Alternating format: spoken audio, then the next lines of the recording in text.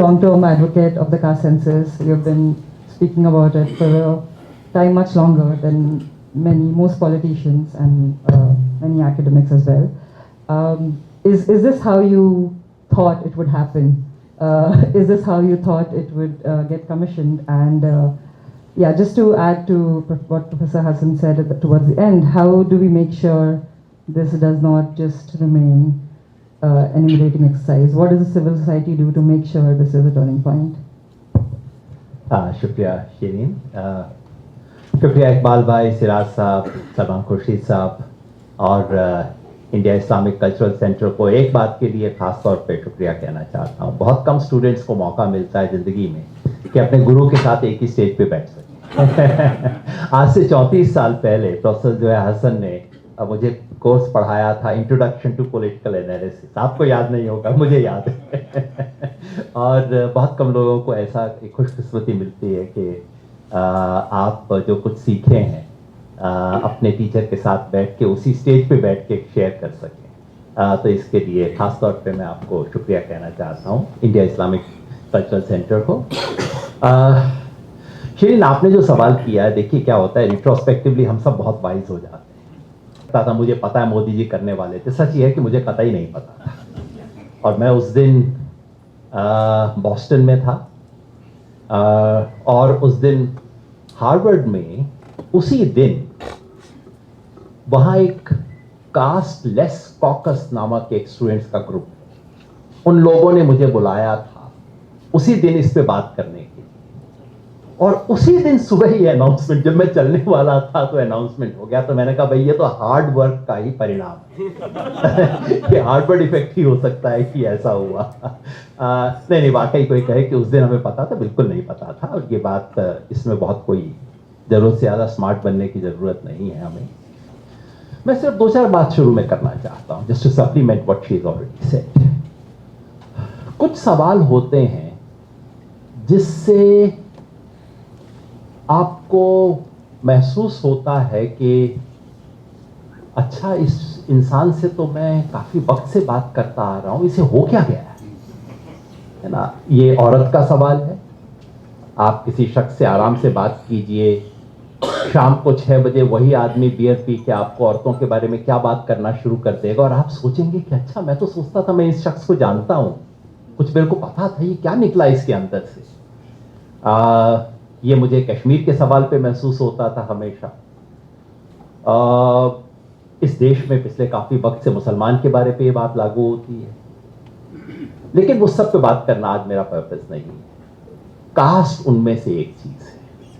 अचानक आपको किसी की सोच का एक नई लेयर कहीं से निकल के आती है जो आपको पता भी नहीं था कि इस शख्स में हो सकती है। वो लिबरल, सेकुलर, प्रोग्रेसिव, नेशनलिस्ट, ये सब आपको कागज के चिथड़े नजर आते हैं और उसके नीचे से कुछ एक नई हकीकत निकल के आती है। कास्ट उनमें से एक सवाल है।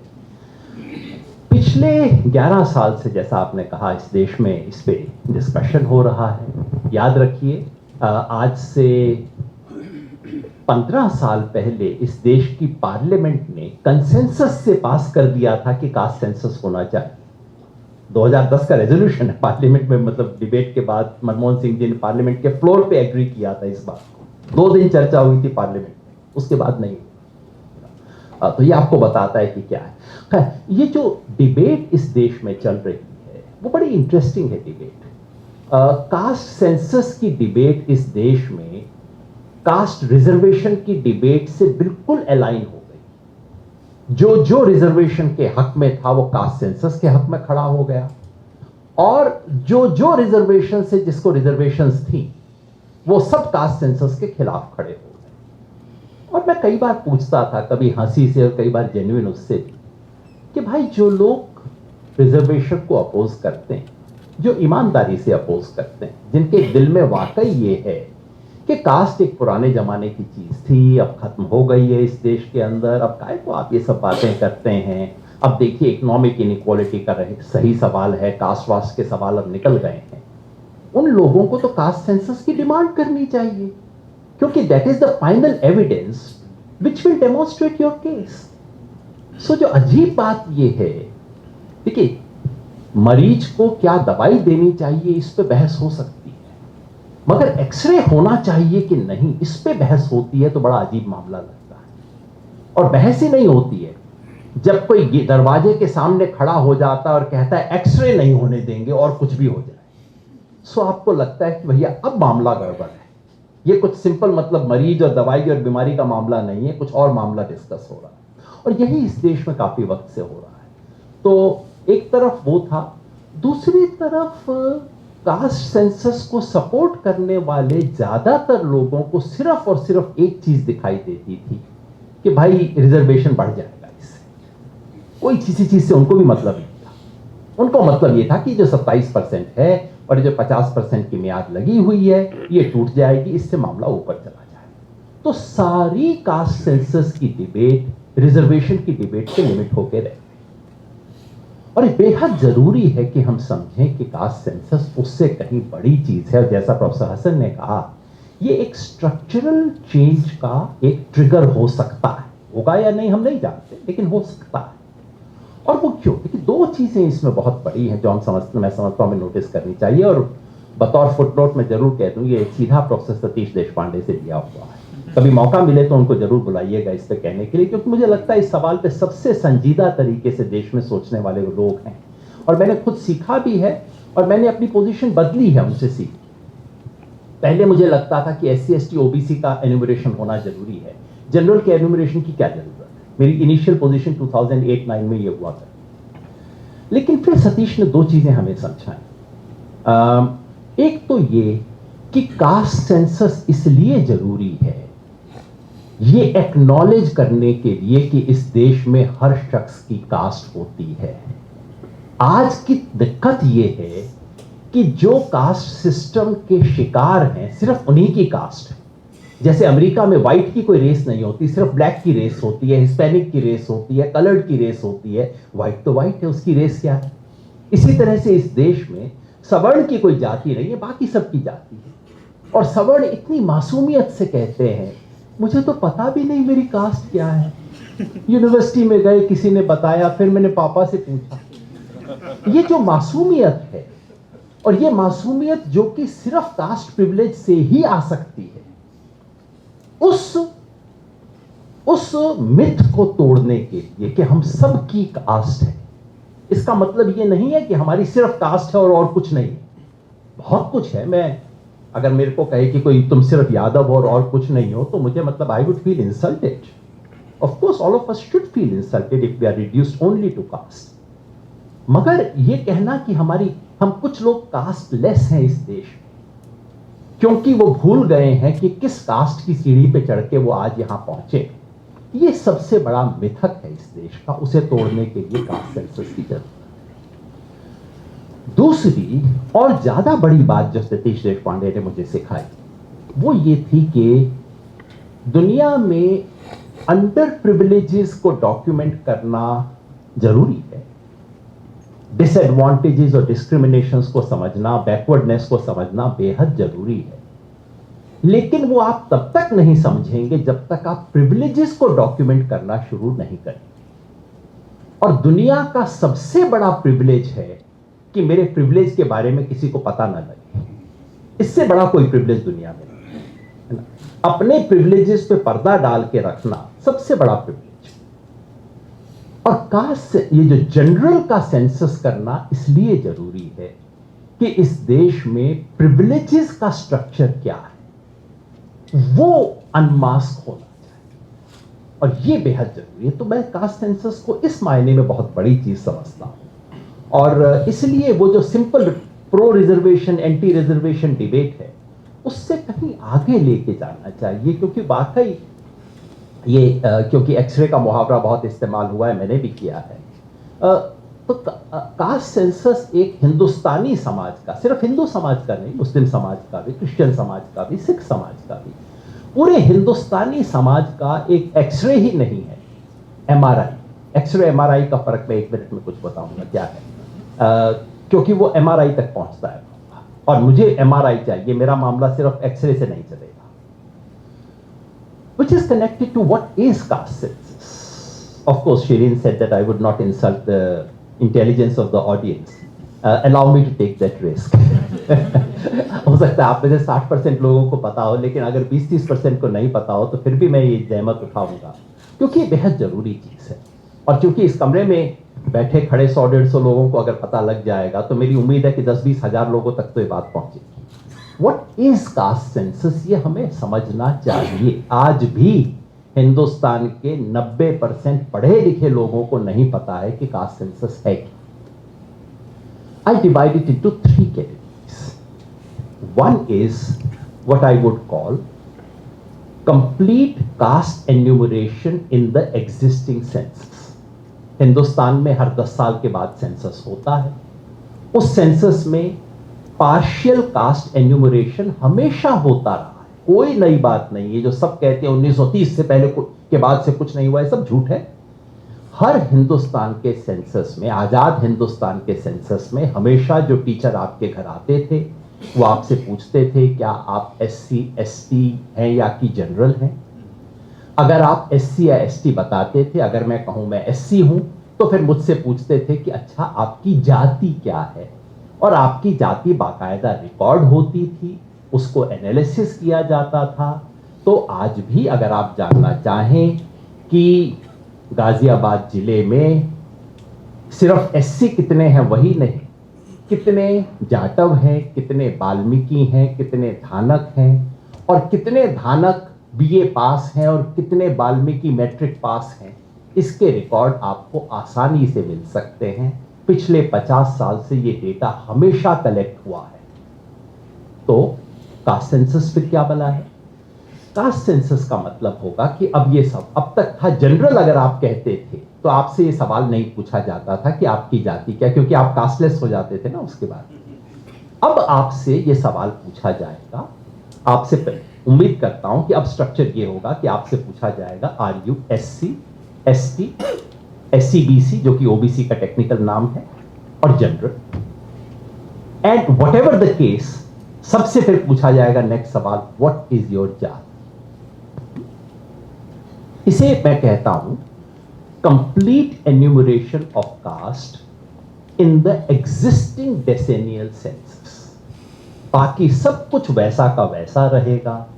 ये जो तमाम अफवाहें फैलाई जा रही थी, ये तो हो ही नहीं सकता, 10 साल लग जाएंगे ये करने में, पूरा सेंसस बदलना पड़ेगा।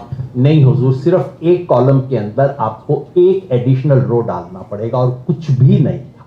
मैंने बाकायदा एक बार करके चलाया भी था इसको सोशल मीडिया पे कि this is what it would take to do caste census. It is nothing but a tiny modification in column 9A और सम या 8C, ऐसा कुछ कॉलम था, उसमें एक माइनर सा अमेंडमेंट होगा। बाकी सेंसस हूबहू जैसा है वैसा ही रहेगा और आपको कंप्लीट कास्ट एन्यूमरेशन हो जाएगा। But that is only version A, to me the tiniest version. मैं उससे खुश नहीं हूं। देन देयर इज, क्योंकि इससे आपको क्या, ये इंपॉर्टेंट कदम है, इससे आपको पता लगेगा कि किस जाति की क्या संख्या है, किस कैटेगरी के क्या नंबर्स हैं। लेकिन उसके साथ साथ आज के सेंसस में जितने तमाम दूसरे वेरिएबल्स पूछे जाते हैं, वो सारी इंफॉर्मेशन आपको कास्ट वाइज मिल जाएगी। Caste wise, state wise, district wise, block wise. मतलब रेवाड़ी के खोल ब्लॉक में यादव समाज के कितने लोग, उसके आपको हर वेरिएबल मिल जाएगा। क्या क्या वेरिएबल मिल जाएगा? Gender, age, education of every single member of the household, assets में से 5-7 तरह के एसेट्स मिलेंगे आपको। आपको ये पता लगेगा घर में चूल्हा है या कि गैस है या किस तरह से काम करते हैं, पीने का पानी कहाँ से आता है, बिजली कैसी है, 2 व्हीलर है कि नहीं, 4 व्हीलर है कि नहीं, कंप्यूटर है कि नहीं।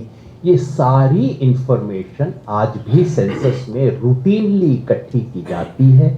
ये सारी इंफॉर्मेशन आपको कास्ट वाइज अवेलेबल हो जाएगी। This is level 1।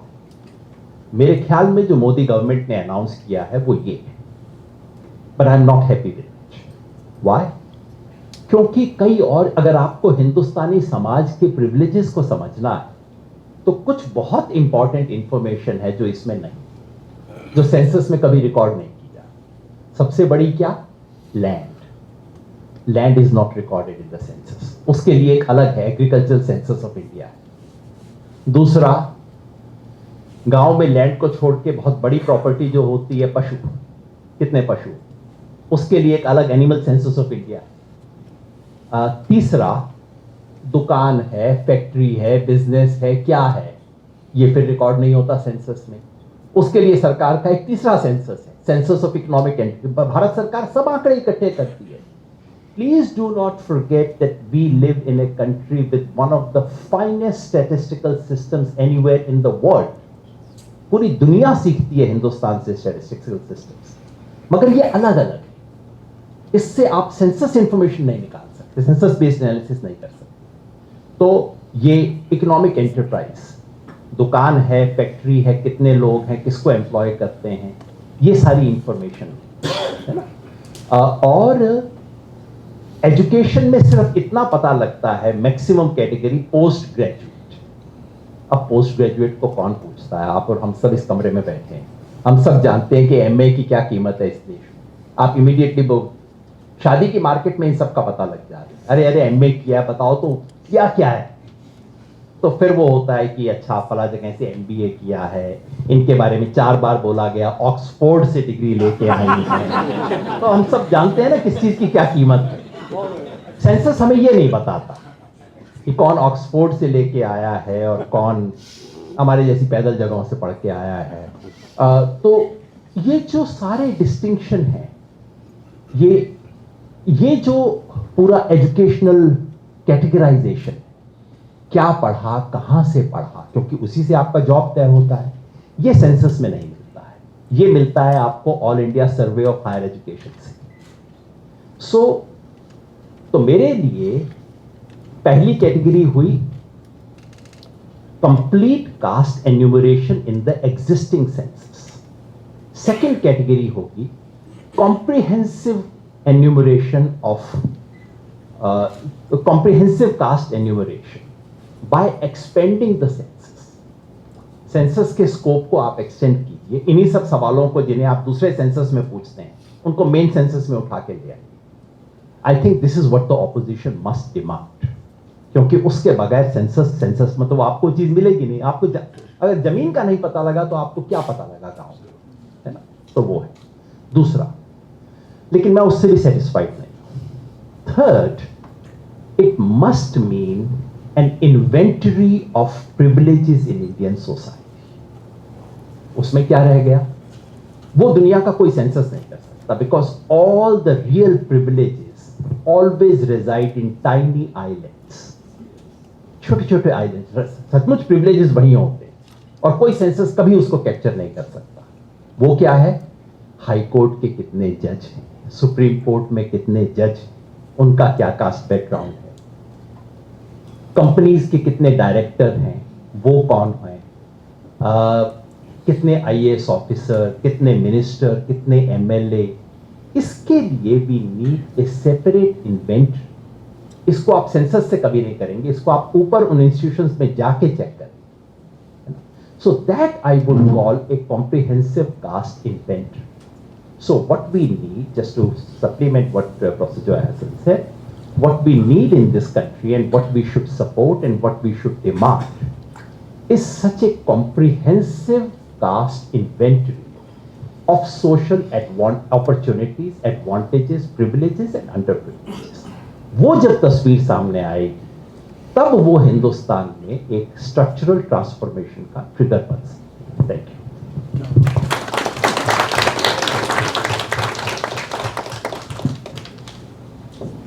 Thank you so much, Mr. Yadav. Urdu इसलिए नहीं बोलती हूँ क्योंकि, और इसमें कास्ट का भी रिलेशन है और ऑक्सफोर्ड का भी रिलेशन है, कि उर्दू सारे मुसलमानों की मातृभाषा नहीं है। और ऑक्सफोर्ड कुछ कम्युनिटीज़ को इसलिए भी जाना पड़ता है ताकि जेएनयू में यह ना पूछा जाए कि तुम कौन से फैमिली से आते हो और तुम्हारी उर्दू ऐसी क्यों है। क्योंकि उर्दू से हमारी कास्ट का पता चल सकता है मुसलमानों में।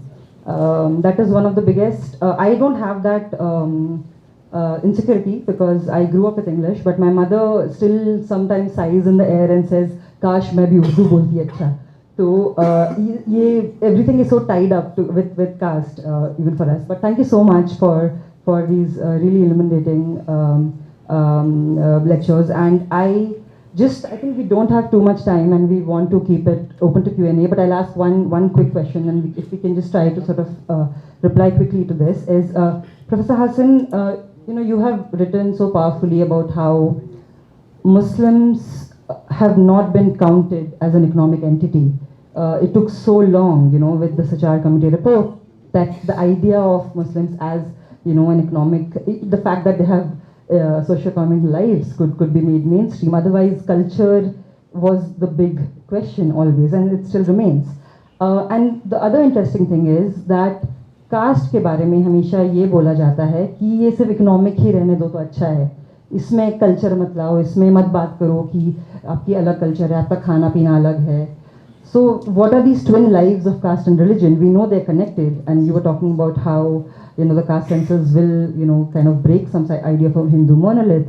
But yeah, I just want your comment on this diverging life of caste and religion with regards to how one entity always the mainstream narrative wants it to be studied only with economic terms, which is caste, and मुसलमानों को economic term से नहीं study किया जाए, ये ज़्यादा नहीं. जैसा आपने कहा, ये तो शुरू से अगर आप स्टेट पॉलिसी और गवर्नमेंट पॉलिसी को देखें तो ये तो एक हमारी ट्रैजेक्टरी रही है जिसमें कि जहाँ तक माइनॉरिटीज़ हैं उनके सवालों को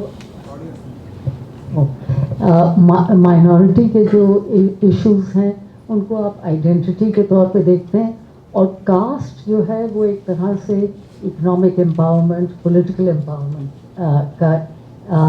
के लिए एक इंस्ट्रूमेंट है. तो मुझे लगता है कि ये कुछ हद तक तो इसकी वजह ज़ाहिर ये है पार्टीशन जो हुआ और जिस बेसिस पे पार्टीशन हुआ तो उसमें उन हालात में जो माइनॉरिटीज़ थे उनका recognition जो था, it was important to give them recognition, a cultural recognition, a social recognition. अब उसके जो unfortunate consequences हुए वो ये हुए कि जो discrimination वो face करते हैं, या जो बहुत बड़ा issue जो employment का है, education, मतलब अब आप ये देखिए कि ज़ाहिर है इस वक्त अगर हम कंपेयर करें दलित्स का एजुकेशनल लेवल और मुसलमानों का एजुकेशनल लेवल, तो शायद बहुत हद तक दलित्स का जो एजुकेशनल लेवल है वो बेहतर है मुसलमानों के मुकाबले में. और उसकी एक वजह यही है कि ज़ाहिर उनके लिए एक अफर्मेटिव एक्शन है, इतना एलैबोरेट अफर्मेटिव एक्शन है, उनको एक्सेस है स्कूल एजुकेशन, हायर एजुकेशन, जो कि ज़ाहिर माइनॉरिटीज़ को नहीं है. तो ये तो एक हिंदुस्तान का पिछले 75 साल में ये तो एक बहुत बड़ा आपने जो इशू उठाया वो तो एक बहुत बड़ा इशू है, जैसा कि आपने कहा कास्ट वर्सेस रिलीजन. और मगर अब इंटरेस्टिंग चीज़ ये है कि पहले उसको एक तरह से सेक्युलराइज किया गया, अब उसी आइडेंटिटी को अब देखिए पिछले 10-12 साल में उसको वेपनाइज बिल्कुल कर दिया गया है. मगर अब इसका हल क्या है ये कहना मुश्किल है, इसलिए कि अब ज़ाहिर है एक माइनॉरिटी में भी एक आवाज़ है कि भाई उनको भी अफर्मेटिव एक्शन मिलना चाहिए. तो यहाँ पे मेरे ख्याल में हम लोग डिस्टिंग्विश कर सकते हैं अफर्मेटिव एक्शन और रिजर्वेशन. ठीक है, रिजर्वेशन मुश्किल है क्योंकि जहाँ तक कॉन्स्टिट्यूशन ने रिलीजन बेस्ड रिजर्वेशंस को नहीं एक्सेप्ट किया और उसकी ज़ाहिर ऑब्वियस वजह थी. तो मगर अफर्मेटिव एक्शन या एक तरह का प्रेफरेंशियल ट्रीटमेंट तो दिया जा सकता है, मगर वो भी नहीं हो सका. और उसमें मेरे ख्याल में खाली हम इस वक्त की सरकार को नहीं उस पर ये ब्लेम कर सकते हैं, क्योंकि बहुत से मौके थे पहली सरकारों के पास, कांग्रेस की सरकार के पास बहुत से मौके थे, या ये कि वो जो सचर कमेटी थी उसी को उन्होंने अगर जब भाई ये तो 2005 में आ गई थी और ये सरकार तो आई 2014 में, तो 9 साल में आप कुछ ना कुछ तो कर ही सकते थे। जो और जब आपने इतना बड़ा कदम उठाया कि सच्चर कमेटी बनाई और जिसने पूरा एक नहायत उम्दा रिपोर्ट पेश की, तो उसके बाद कुछ तो फॉलो अप होना चाहिए था। ठीक है आपको, मगर ये सोचना कि खाली रिजर्वेशन ही होगा वो ज़रूरी नहीं था। बहुत सी और चीज़ें हो सकती थी जो कि नहीं की गई। मगर मेरे ख्याल में ये जो आपने सवाल उठाया, ये this is in my view one of the central issues and one of the central dilemmas of government policy, state policy, politics, but of course much less can be done with in that regard now that we have a completely dramatically different political situation. Thank you so much. I'll ask my last question before opening up the floor to the audience. Mr. Yadav, you wrote a very influential piece in the 90s about the third electoral system, and I mention this because this is still very influential in departments of politics. It's still taught, and just to summarize it for the audience, and you can do it better than me, of course. The 90s is talked about a lot as this sort of moment where democracy dies, right? The death of democracy. 90s से सब कुछ खराब हो गया इस देश में. But 90s is also the time when political access to many communities, came for the first time. Of course, it was with Mandal, but it was also because the Panchayati Raj, you started getting reservations in Panchayat. There's so many different things. So just to take stock of where we stand in 25 years, from that sort of, and you talked about in that paper, I don't know if you remember it or not, but we read it a lot still. So you talked about this sort of dynamic between political equality and social equality, and that while access to political equality is increasing, social equality like Hindutva was on the rise. अभी हम कैसे सोच सकते हैं इस dynamic को after three decades of rising Hindutva but also rising OBC politics? 90s में जो उसके बारे में लिखा था, this is like recalling my previous birth.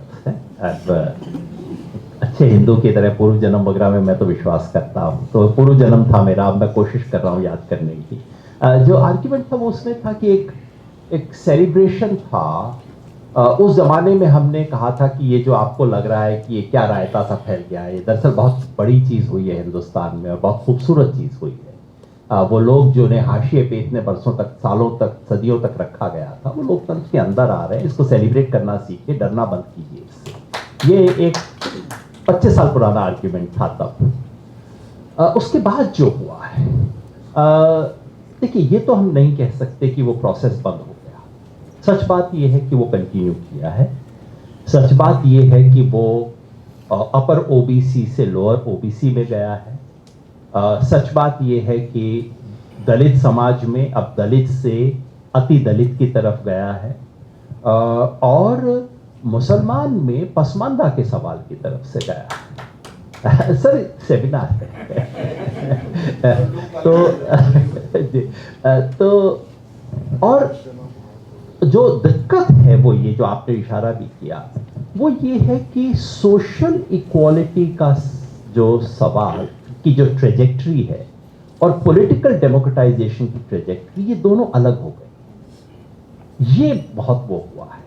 और आज हकीकत ये, और कड़वी हकीकत ये है कि आज इनमें से कुछ चीजों की प्रिंसिपल कैरियर बीजेपी, ईबीसी को पावर में लाने का काम, ईबीसी को फोरफ्रंट पे लाने का काम जितना बीजेपी ने किया, अब आप कहेंगे, मैं भी कहूंगा सिंबॉलिक तरीके से किया, वास्तव में कुछ नहीं किया, ये बात सब सच, लेकिन किया तो। इसीलिए आज की तारीख में मुझे लेटेस्ट डेटा इसका पता नहीं है, एनईएस सीएसजीएस से चेक करना चाहिए, लेकिन पसमानदा जो शब्द, मतलब जो रियलिटी मैंने एक जमाने में इम्तियाज साहब की किताब से सीखी थी, फिर अली अनवर भाई की किताब से सीखी थी, वो हेरिटेज के बारे में आज बीजेपी बात कर रही है। ये मेन स्ट्रीम पार्टीज नहीं कर रही। मैं नहीं जानता सलमान साहब का इस पे क्या ओपिनियन है, मगर इस सवाल पे अगर ये मेन स्ट्रीम पार्टीज जो अपने आप को सेकुलर कहती हैं, ये पार्टीज अगर नहीं बोली तो आप यकीन मानिए 10 साल में ये सवाल बीजेपी का सवाल हो जाएगा, जिस तरीके से बीजेपी इस सवाल को उठा रही है। और मुझे लगता है तमाम सेकुलर पार्टीज इनअटेंटिव हैं, इस सवाल इनअटेंटिव हैं, झेप रही हैं, शर्माई हुई हैं, इधर उधर खिसकाने की कोशिश कर रही हैं। This just would not work. मैं बस एक छोटा सा आंकड़ा देके बात खत्म करूंगा, लंबा जवाब दिया मैंने। बिहार का कास्ट सर्वे आया है, मैंने उसको केयरफुली देखा क्योंकि सारा एक्साइटमेंट सिर्फ उस पर हो गया कितने परसेंटेज किस कास्ट का नंबर है। और मैं बार बार कहता हूं, caste census is not about the number of community, it's about the socio educational profile.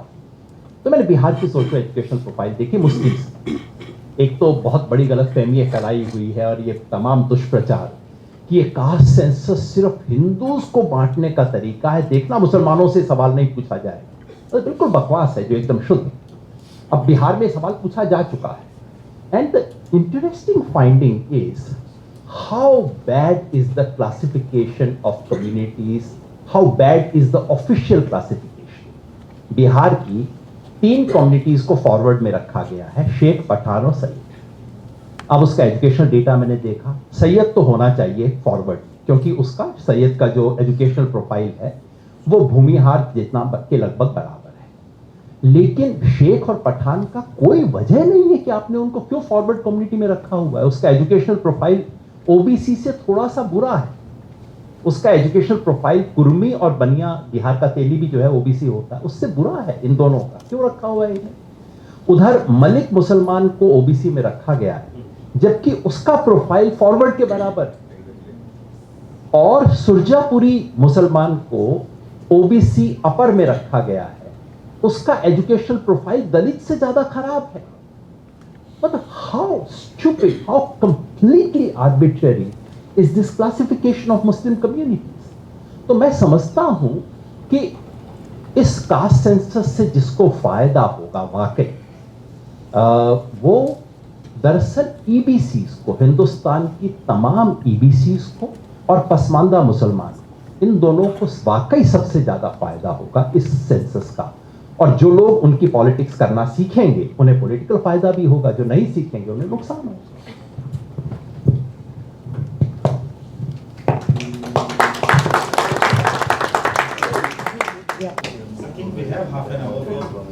बस जस्ट एक रिक्वेस्ट ये है कि प्लीज़ छोटे सवाल पूछें, स्पेसिफिक सवाल पूछें। हमारे पैनलिस्ट में से किससे पूछना चाह रहे हैं वो न करें, तकरीर प्लीज़ ना दें, क्योंकि फिर हम ज़्यादा से ज़्यादा सवाल ले पाएंगे।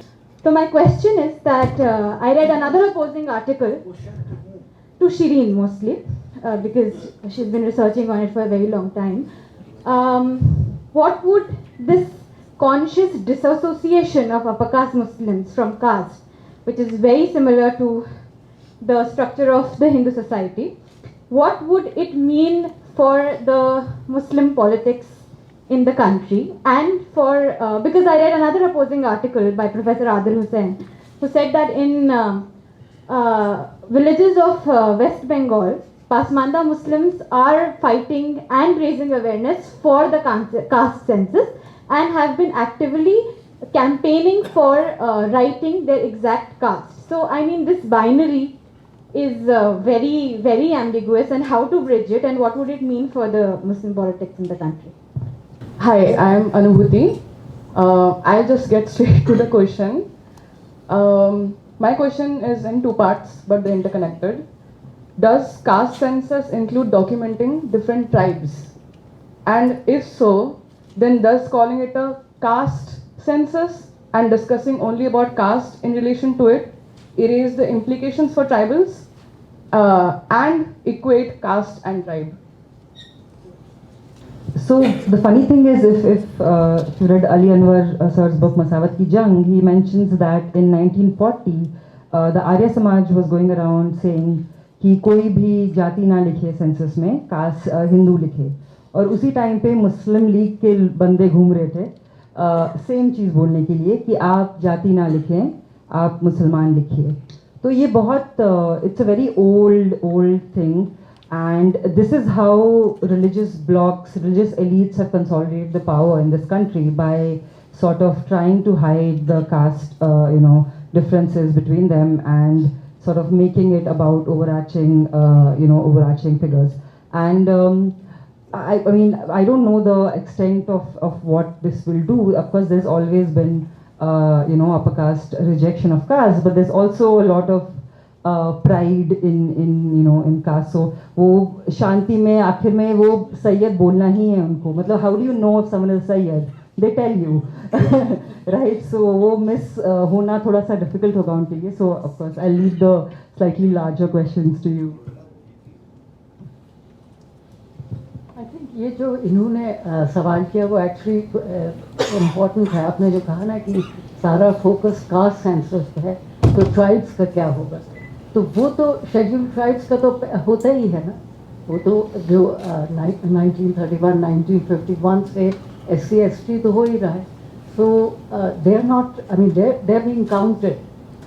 But I think it does however raise an interesting issue, और मेरे ख्याल में योगेंद्र यादव साहब शायद उसका जवाब दें कि कास्ट सेंसस जो है, आई मीन ये कॉम्प्रिहेंसिव कास्ट सेंसस है, and this includes now, I mean I really don't know how it will work.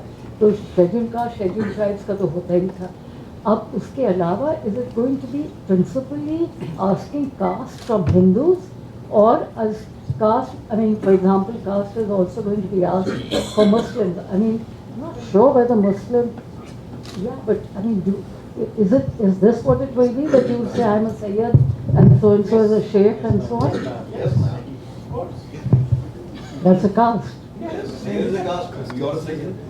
No, I really think that I'm you not. wait for your answer, and like this is not, you're not contributing. दो तीन चीज. First of all I would thank you for correcting me. I think that's the correct description. India used to have one of the finest caste, one of the finest statistical systems in the world. But yes, of late there has been a very serious erosion, of which we should be very worried. The demand for inclusion of queer, or other than male and female, there should be a third category, which and within that category there should be some categories self-identified. That's a perfectly justified demand, and I see no reason why. Once again, but again, it's a question of politics, mobilization, and so on and so forth. On your question, I think what has happened, and that's incorrect and unfortunate, caste has become a generic name for what should be caste, community, tribe. जात, बिरादरी और tribe, उन तीनों के लिए नाम cast हो गया है. It's incorrect. And when Kumar Suresh Singh brings out the People of India volume, which is actually an enumeration of all caste, communities and tribes of India, which is how it should be. But yes, it would involve enumeration of all the tribes, and it has always happened. So it will be repetition, but I do agree that it actually, in a sense, visually and in terms of our approach, it skews it in favor of caste. Everything else has to be viewed from the lens of caste, as if Muslim biradaris are nothing but Hindu castes, as if tribes are nothing but castes, etc. That's a problem that we inherit.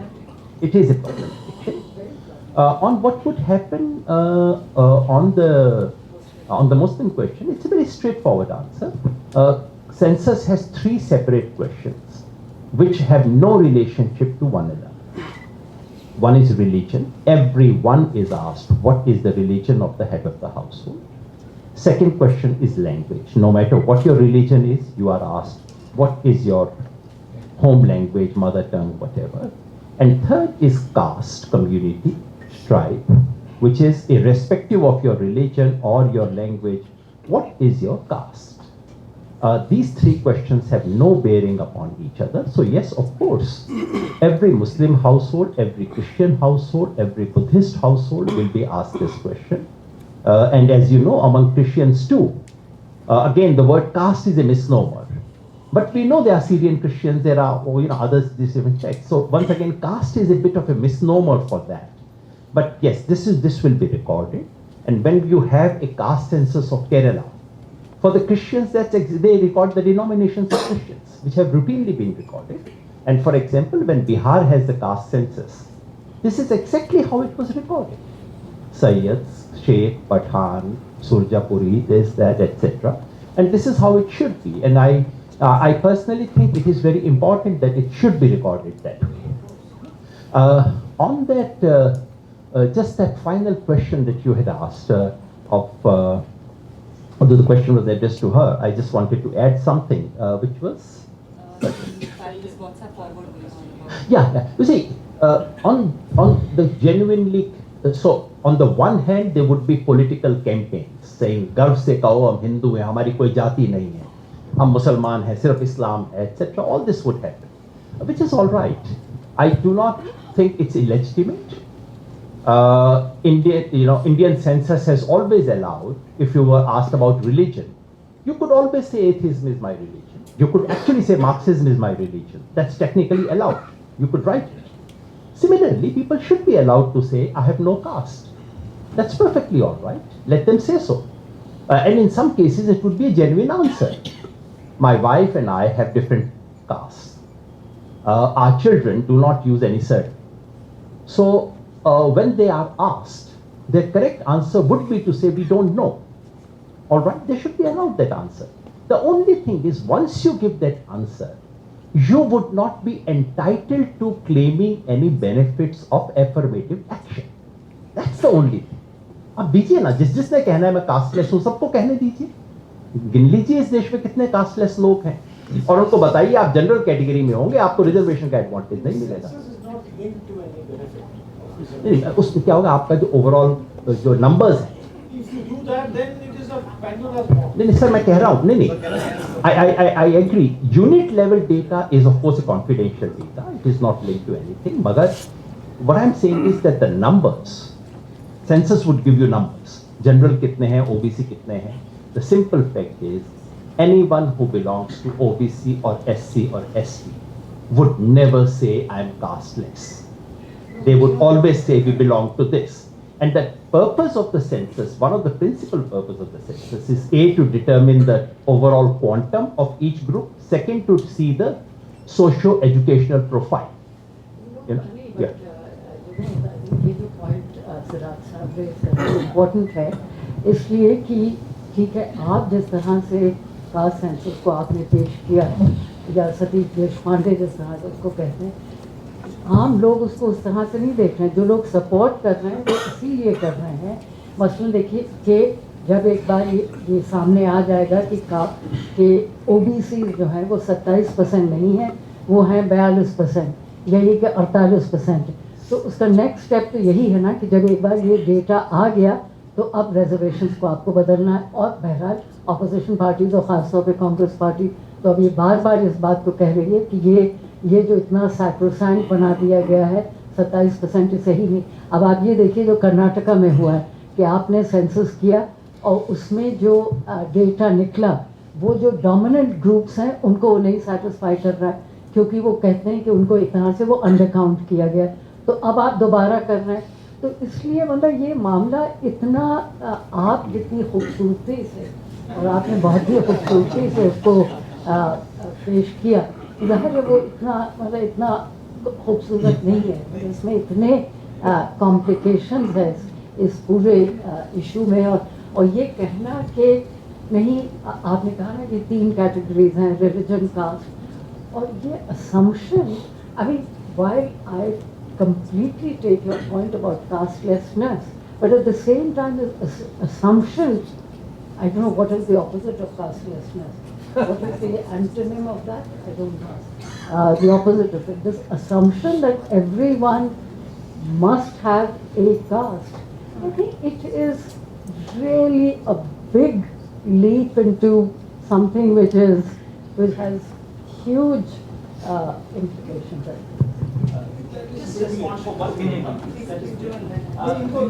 देखिए, 2 अलग सवाल हैं. एक सवाल तो है, अभी मैं बहुत एक लिमिटेड चीज पे रेस्पॉन्ड कर रहा था, वो ये है कि अगर कोई कहता है मेरी कास्ट नहीं तो सेंसस क्या करे. मेरा आंसर है रिकॉर्ड कर लीजिए. जैसे कि आपको रिलीजन आपका रिकॉर्ड किया, आप कहती है मेरा कोई रिलीजन नहीं है, बिल्कुल इंडियन सेंसस हमेशा आपको अलाउ करता है, आप लिख लीजिए. और 0.000 समथिंग परसेंट आता है जो कहते हैं मेरा रिलीजन नहीं है, उसको रिकॉर्ड कर लीजिए। इसी तरह से सेंसस में कास्टलेस जो कहते हैं उसको रिकॉर्ड कर लीजिए, और रिकॉर्ड करना चाहिए। क्या ये हम एजम्पशन कर रहे हैं कि हर शख्स, हर हिंदुस्तानी की कोई कास्ट होनी होगी? नहीं, हम ये एजम्पशन, जैसे हम ये एजम्पशन नहीं कर रहे कि हर एक का रिलीजन होना होगा, मगर हम जानते हैं कि इस देश में 99% का कोई होता है। हम उन्हें मौका, जो सोचते हैं कि है, उन्हें हम मौका दे रहे हैं उसको दर्ज करवाना। यही बात कास्ट पे है, इसको दर्ज करवाने का मौका देना चाहिए। क्योंकि और दूसरा, उसमें पूरी तरह से इत्तेफाक रखता हूँ आपके, क्योंकि डेटा कलेक्शन का मतलब खाली डेटा करके बैठना थोड़ी है भाई। एक्सरे के बाद इलाज भी तो होगा या तो सर्जरी होगी या प्लास्टर होगा या गोली होगी। तो और उसमें मैं पूरी तरह से सहमत हूँ कि ऑफ कोर्स ये 50% की सीलिंग टूटेगी, तो टूटनी चाहिए। तो दैट्स और कुछ ओबीसी का सिर्फ इसलिए नहीं हो रहा। मेरा सिर्फ ये कहना है, जो आपने अपने कहने में जो कहा था स्ट्रक्चरल ट्रांसफॉर्मेशन, वो गहरी चीज है, उसकी शुरुआत है, ये होगा। और ओबीसी का और कुछ भी निकले, 27% तो नहीं निकलेगा, 42, 45, 48 जो भी निकलेगा, 27 तो नहीं निकलेगा। तो जाहिर है 50% की सीटिंग प्रेशर में आएगी और आनी चाहिए। 99% reservations in top media houses. There was a big survey which was launched in Wayanad Literature Festival by Vinod Jose and a lot of people. There is one bichara Baniya person in all major Indian news houses. Everyone else is a Brahmin. So even Baniyas are getting underrepresented. That's how bad it is. And obviously, I'm obviously joking. Baniyas represent most of the Hindi media houses, and the Brahmins dominate the English media houses, and the Brahmins dominate the Supreme Court positions. वो पूरा चाचा भतीजा का lineage बहुत जोरों से चल रहा है.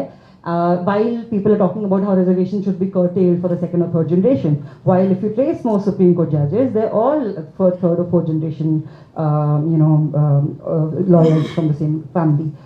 So yeah, this fear that it will lead to something bad is sort of forgets that we are already in that bad. We are in worse. There is intense reservations already for some communities. Please. I'm going to ask a question which Shalini will also ask, because this is based on her work as well, and I'm also working on Dalit Christians in Andhra Pradesh. So my simple question is, will the upcoming caste census include data on Dalit Christians and Muslims, and will it also translate to strengthening the many commissions and petitioners working to demand the reservation? Because recently AP High Court also declared that Dalit Christians can't be included in the SC status. So will it translate to reservation? And yeah,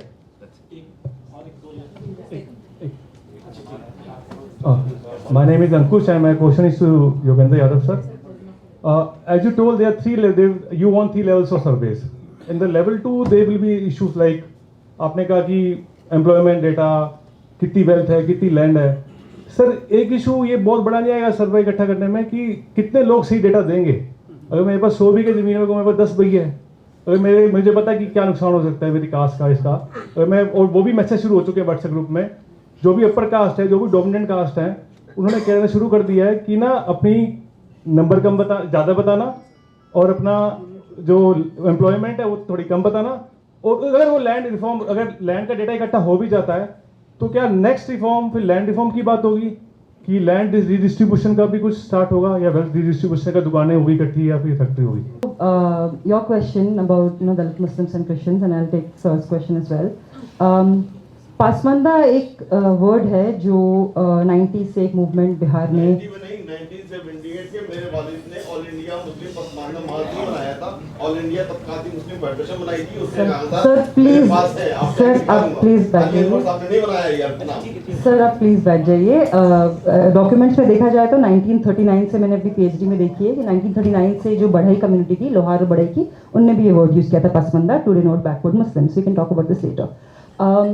सो जो movement start हुई है पासमानदा movement 90 से, एजाज अली जो sir थे, he didn't use the word pasmanda, he only used to use the word Dalit Muslims. He was one of the founders of the movement in 94, and what is important, I think, in this moment, I just submitted a chapter on, for a book recently. It's important as the term Pasmanda gets used constantly by sort of the high offices, it's important to realize, to come back and to take Professor Imtiaz Ahmed's advice, to come back to the jati, come back to the caste. Pasmanda is not a term that most people in Uttar Pradesh, Bihar relate to on the ground. This is based on the fieldwork I conducted for a year in 2022, where I was, privileged to have access to a lot of people's homes, a lot of people who are lower caste Muslim. Caste exists among Muslim communities. There are people who are lower caste Muslims. Not everyone relates to the term Pasmanda. That is fine. That does not mean it does not exist. It's like how the idea of Bahujan is. Not everyone will. It's a dream. It's an idea. It's a symbolic entity which is very powerful and crucial. But let us not get carried away. And that is one, from whatever my research, I've just finished whatever my PhD. And if I can just say something about one advice I would give about the rise of sort of, Pasmanda discourse and its appropriation by the BJP is to not equate Muslim caste with Pasmanda alone. There are organizations in Madhya Pradesh, in Maharashtra, who have been speaking about Muslim caste from different lenses. There's a Muslim OBC organization by Shabir Ansari, but what this does is not this kind of fixation on this term also lets very easy appropriation by very opportunistic political actors, which is what is happening right now. There has to be focus on Muslim caste in a basic sense, and in that even the Arzal Ajla distinction, it's a sociological differentiation. Again, people on the ground do not relate to these terms. This Professor Imtiaz Ahmed said in 1971 itself. People talk about their caste, their exact jatis. So when we talk about Muslim caste, and since this is something in vogue and people want to sort of grab at it from different ends, it is, I just the only thing I can share from research is let's go back to the basics about Muslim caste, who is being benefited, and also to talk about Dalit Muslims and Christians. This is the most fascinating sort of tidbit of the caste recognition regime so far. So the Indian state wants to wants to say that Hindus don't have caste till it comes to scheduled caste status for Muslims and Christians, which it has held so dearly. So this article I wrote with my colleague Sumit Samos, who's a really sort of brilliant author, it was titled "Why Does the BJP Want to Keep Caste Hindu?"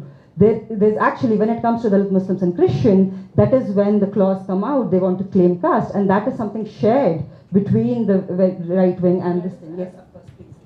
I think just in response to the young man there on Dalit Muslim, मेरे ख्याल में इसका जैसे बहुत सी चीज़ों के unintended consequences होते हैं, एक अनइंटेंडेड कॉन्सिक्वेंस ये जो पूरा कास्ट सेंसस है उसका यही होगा कि अभी तक तो जो रिजर्वेशन की कैटेगरी है वो एक तरह से हिंदू कैटेगरी थी, मगर अब क्योंकि सबका कास्ट है, हमारा भी है, इनका भी है और आपका भी है कास्ट, तो फिर अब ये तो बीजेपी ने हमेशा, बीजेपी क्या कांग्रेस ने भी, मेरे ख्याल में इसमें खाली बीजेपी ने ये तो मामला दलित मुस्लिम्स और दलित क्रिश्चियंस को रिजर्वेशन का ये तो कितने सालों से चल रहा है, उसके लिए अच्छा खासा एक मूवमेंट है, एक अच्छा खासा मोबिलाइजेशन है, ख़ास तौर पे दलित क्रिश्चियंस ने साउथ इंडिया में तो किया है और उसमें मुसलमान भी शामिल हो गए। मैं पसमंदा की हम बात नहीं कर रहे हैं, हम सिर्फ दलित मुस्लिम्स और क्रिश्चियंस की, क्योंकि मुझे लगता है उनका मामला बहुत ही इम्पोर्टेंट है और बहुत ज़्यादती है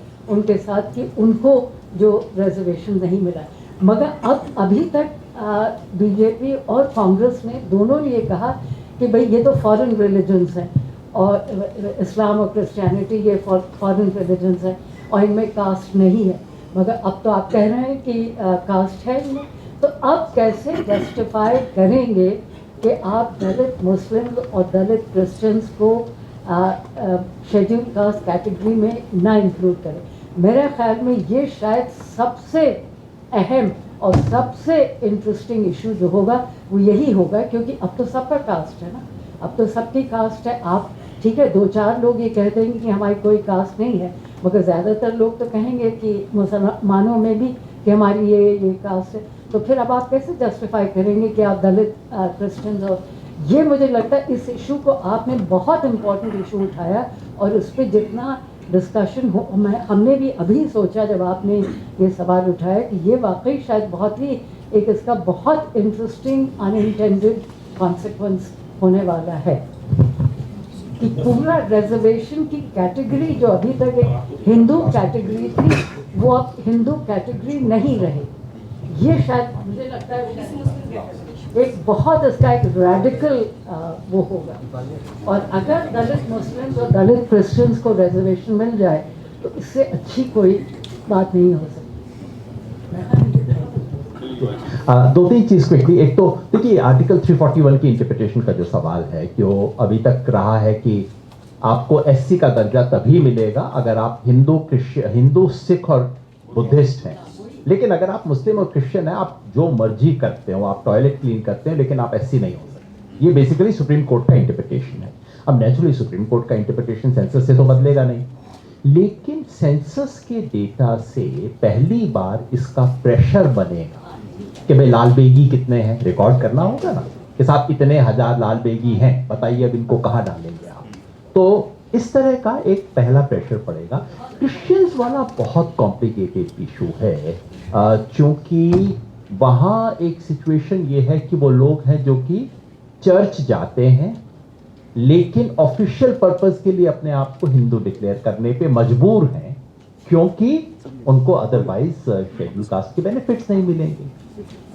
वो सेंसस में अपने आप को कैसे रिकॉर्ड करवाएंगे, that remains A complicated issue. और मेरा डर और शक ये है कि वो सेंसस में भी अपने आप को हिंदू बताएं, उनके पास कोई ऑप्शन नहीं, तो इसलिए वो जल्दी से रिजॉल्व नहीं होगा। जो आपका शक था कि लोग अपनी प्रॉपर्टी क्यों बताएंगे, लैंड क्यों बताएंगे एक्सेट्रा, देखिए ये सब हम मान के चलते हैं कि पहली बार हिंदुस्तान में ये चीज़ें हो रही हैं। हमारे यहाँ एग्रीकल्चर सेंसस ऑफ इंडिया 50 साल से हो रहा है, हमेशा पूछा जाता है SC ST जनरल, तो हम सिर्फ उसका एक्सटेंशन कर रहे हैं। ऐसी चीज़ें अमूमन होती हैं, लेकिन this is the beauty of large scale census exercises. Finally उसके रिजल्ट्स जो हैं दो छोटी मोटी एबरेशंस को लेके बहुत अलग होते नहीं। और मेरा अपना मानना है कर्नाटका के अंदर भी फाइनली जब सेंसस जब होगा तो उसके रिजल्ट जो पिछला सर्वे था उससे बहुत अलग नहीं आएंगे। That's the beauty of census. तीसरा आपने कहा क्या कांग्रेस सब चीज़ों के लिए जिम्मेवार है? वैसे तो मतलब इस स्टेज पे मुझसे बेहतर लोग हैं कांग्रेस की तरफ से जवाब देने वाले, मैं क्यों जवाब दूं? मगर देखिए अगर आप 50-60 साल राज करेंगे तो बहुत अच्छी चीज़ों का आपको श्रेय मिलेगा और ज़्यादातर बुरी चीज़ों का आपको इल्ज़ाम मिलेगा, है ना। और एक जनरल बात मैं जरूर कहना चाहता हूँ, दो बातें, और उससे मुझे नहीं लगता सलमान साहब भी डिसएग्री करेंगे। अगर इस देश की सेकुलर पॉलिटिक्स ने अपने रोल को कायदे से निभाया होता तो आज इस मुल्क में मोदी प्रधानमंत्री नहीं होते। इसमें तो कोई आप इनकार नहीं कर सकते इस बात से।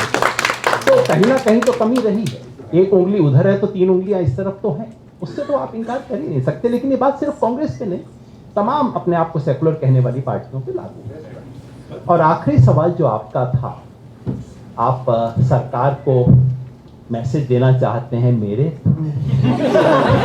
आप सवाल आपका वाजिब है।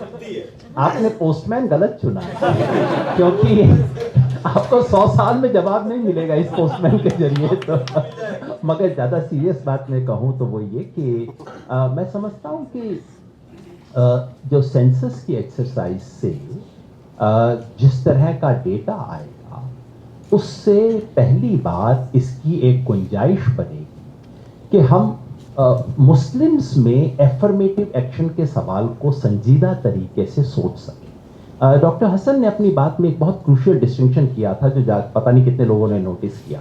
रिजर्वेशन और एफर्मेटिव एक्शन ये दो अलग चीज़। एफर्मेटिव एक्शन एक बड़ी चीज़ है, रिजर्वेशन उसका एक छोटा सा कॉम्पोनेंट है। हमारी दिक्कत हिंदुस्तान में ये है कि हम जैसे ही सोचते हैं किसी के साथ नाइंसाफी हो रही है तो हम कहते हैं रिजर्वेशन, क्योंकि और कोई औजार हमारे पास है नहीं। ऑपरेशन टेबल पे बैठे हैं, हमारे हाथ में इतनी बड़ी तलवार है ना कोई सुआ है, ना कोई और कोई चीज़ है, कोई इंस्ट्रूमेंट है नहीं, कहते हैं तलवार से ऑपरेशन करेंगे हम, वो दिक्कत है। मुस्लिम कम्युनिटी के डिसएडवांटेजेस के लिए हमें एक बिल्कुल नए सिरे से एफर्मेटिव एक्शन का आर्किटेक्चर सोचना होगा। रिजर्वेशन उसका एक छोटा सा हिस्सा होगा, और इसके बारे में हाल ही में एक बहुत अच्छी रिपोर्ट आई है डॉक्टर संजीर आलम, हिलाल अहमद और नाजिमा परवीन ने, और मैं समझता हूँ उसके कंक्लूजन्स को देखिए बहुत कायदे से सोचना शुरू किया है। लागू बिल्कुल नहीं होगा इस रिजीम में, तो कतई नहीं होगा, लेकिन सोचने की शुरुआत हुई है। Also about reservations, there is also a big demand for for reservations in the private sector, which वो भी है कि public sector इतना shrink कर रहा है, तो reservations का मायने भी कम होता जा रहा है 90 से, तो private sector में बहुत बड़ी है डिमांड जो भी आना है। We'll take the last two questions. Okay, and मेरा क्वेश्चन निवेल राजू जी से है। आपने बोला था कि 1950 के बाद जो अपर कास्ट था वो कास्टलेस हो गया, उनकी कोई कास्ट नहीं रही, और इस जब आपने बताया कि जब ये जो कास्ट सेंसस होगा उससे ये खत्म हो जाएगा, बट उनके पास ऑप्शन तो है ये बोलने के लिए कि हम कास्ट पे बिलीव नहीं करते, तो what is the reason that they will give, what is the reason that they would try to tell their own caste? One related question, if I say, sir, as you say, with reference to what you have said, it is for all practical purposes.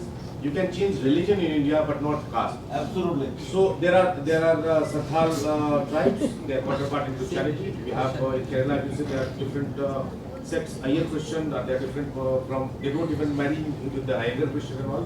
So a little. So this caste census. Do you think this is going to dilute this?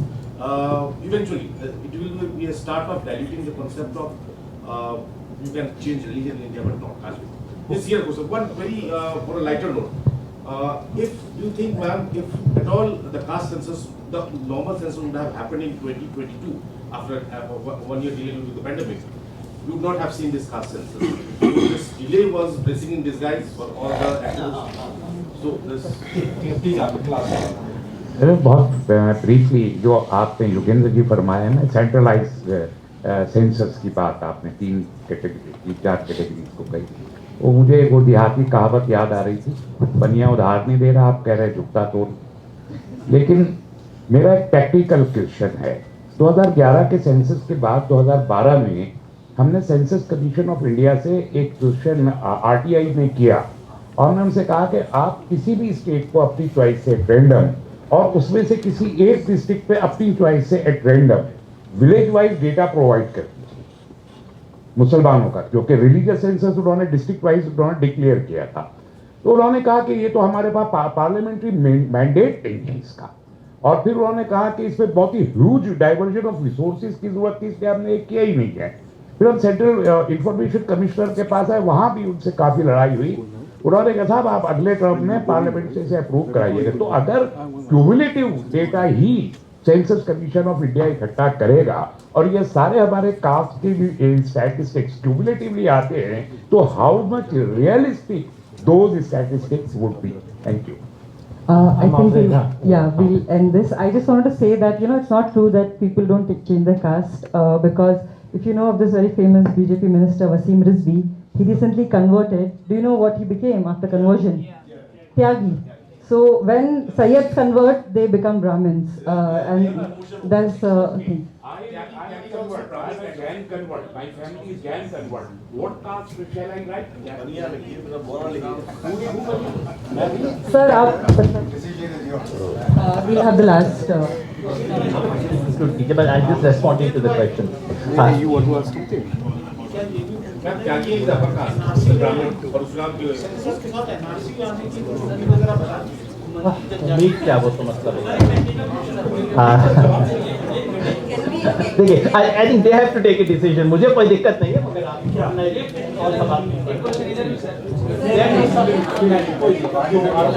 अच्छा ऐसा है, बाद में बाहर पूछ लेंगे, कर लेंगे, ऐसी कोई बात।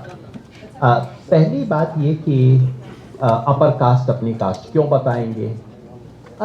देखिए, ये इस कमरे में सवाल रियल सवाल लगता है। बिहार के गांव में जाके आप पूछिए, आप बामन हैं, आप भूमियार हैं, वो हाथी ठोक के बताए वो कौन है, क्या सर अभी बिहार में हुआ है 1 साल पहले, सबने बताया है।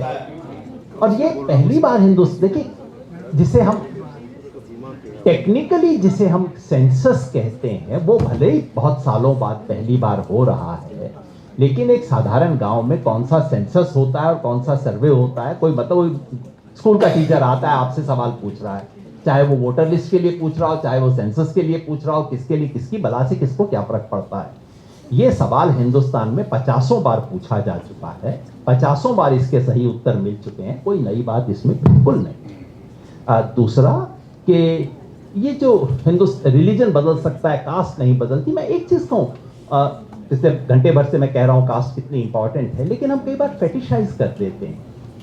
ये इतना ये ना करें कि कास्ट ही सिर्फ रियलिटी है और कुछ बची नहीं है, ये बात सच नहीं। सारी हिस्ट्री सब कुछ हमें बताती है कि जिसे हम कास्ट कहते हैं और जो किसी एक स्टेज पे बिल्कुल इम्यूटेबल नजर आती है, 50 साल में बदल जाती है। मैं आपको एक दूसरा मिसाल देता हूं। अगर आप मेरे दादा से कहते कि अपने बेटे की शादी लालू प्रसाद यादव जी के घर में उनकी बिटिया से कर दी, तो आज से 100 साल पहले मेरे परदादा कहते जात से बाहर हम शादी नहीं करते, इनके घर कैसे कर दें, गोप ग्वाला के घर शादी कर देंगे, हम जात से बाहर नहीं शादी करते। आज मेरे गांव में आप पूछिए, कहते हैं लालू प्रसाद यादव हमारा आदमी है, आज वो हमारी, तो 100 साल पहले लालू प्रसाद यादव हमारी जाति से नहीं थे, आज वो हमारी जाति के हो गए हैं। ये जाति जो है, it's not caste in stone, इसकी डेफिनेशन बदलती रहती है, उसमें भी जेरिमेंडरिंग होती है जैसे उसमें होती है, तमाम इसकी डेफिनेशन बदलती। तो इतना लेट्स नॉट फेटिशाइज कास्ट कि कास्ट ही है, और हर कास्ट में बाकी इतने तमाम डिफरेंसेस होते हैं। और जब मौका पड़ता है, मैंने इलेक्शन लड़ा तो अचानक मेरे गांव के कुछ लोगों को याद आ गया कि मेरे फैमिली का गोत्र जो है वो मेरे गांव के बाकी यादवों से नहीं मिलता, तो गोत्र इंपॉर्टेंट हो गया। ये सब यही हिंदुस्तान है, यही तमाम लेयर्स हैं, इसी में खेल होता है, इसी में गुंजाइश है और इसी में ऑपरेशन। और फाइनली ये जो आपने पूछा सवाल सर, ये एनआरसी वाला, ये तो बड़ी खतर, ये मुझे भी इसी का डर है कि ये सब कुछ कर करा के ताली वाली पिटवा के और बाद में चुपचाप से एक स्टेटमेंट आएगा कि अब नेशनल पॉपुलेशन रजिस्टर भी हो रहा है, उससे लिंक कर दे कि क्योंकि कुछ और बड़ी शरारत अभी होनी बाकी है सेंसस में, अभी 1.5 साल है और कोई और बड़ी शरारत अभी बाकी है। क्या है मैं नहीं जानता, आप अंदर रहे हैं, बताइए।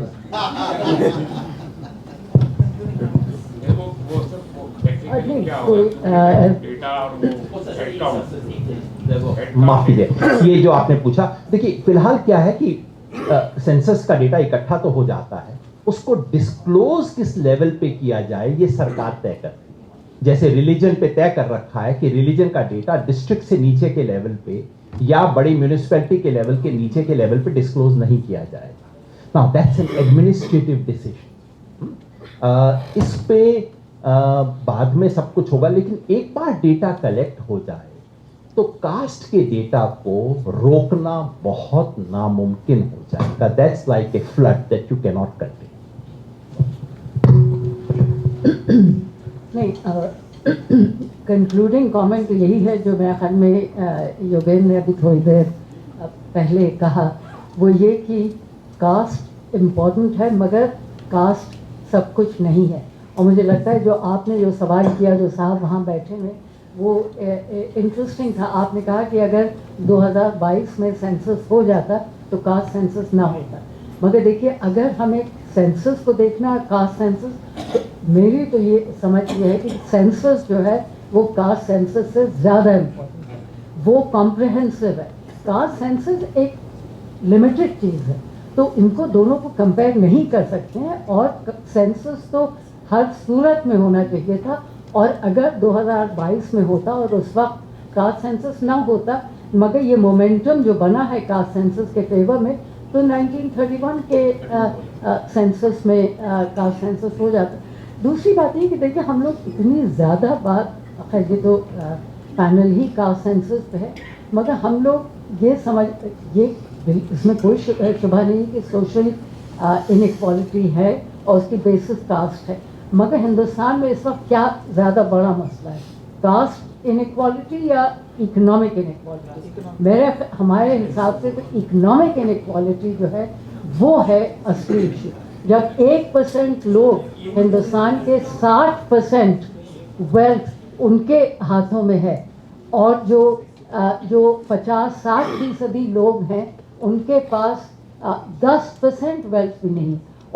और इस वक्त हिंदुस्तान में जो इनइक्वालिटी है वो किसी मुल्क में नहीं है। हमेशा ये कहा जाता था कि अमेरिका में इकोनॉमिक इनइक्वालिटी, क्लास इनइक्वालिटी बहुत है, वहाँ भी बहुत है, मगर इस वक्त जो लेवल इनइक्वालिटी का हिंदुस्तान में है, और माफ़ कीजिएगा पूरा अब इस इशू को से हम लोग बिल्कुल डाइवर्ट हो गए हैं, क्योंकि पूरा फोकस जो है अब वो कास्ट पे हो गया है। और जो क्लास इनइक्वालिटी है जो इतनी अहम है उसका कोई जिक्र ही नहीं है, कोई जिक्र नहीं, कोई बात नहीं है। और ये कि बस ये कास्ट सेंसस होगा तो ये हिंदुस्तान में एक तरह का इक्वालिटी से आ जाएगी, ये ऐसा बिल्कुल नहीं होने वाला। I think this is a good time to conclude. Of course, caste and class is always correlated in India, and a lot of people would say that caste holds the key to class in India, which is what the Marxists kind of forgot for a long time.